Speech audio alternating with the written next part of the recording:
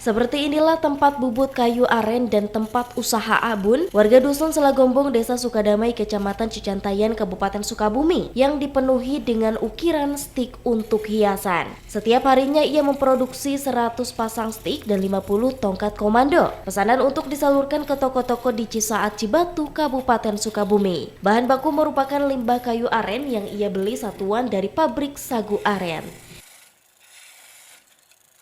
Sudah berapa lama Pak merintis usaha pembuatan stik atau tongkat? Hampir 30 tahunan. 30 tahun ya.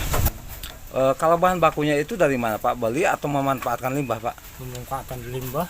Limbah apa Pak? Limbah kayu aren. Kayu aren dari Pabrik itu aci. Oh, pabrik aci ya. Itu dibeli dengan harga berapa Pak? Satuan atau per kubik Pak? Satuan 3.000 per satu. Satuan. Kalau sehari Pak memproduksi tongkat atau stik mencapai berapa biji Pak? Kalau stik paling 100 pasang. Oh, 100 pasang ya. Kalau tongkat? Kalau tongkat 50 biji Pak. 50 biji. Nah, biasanya Pak barang yang sudah jadi itu dijual kemana Pak? Dijual ke Cibatu. Cibatu. Ke pengepul lagi? Iya.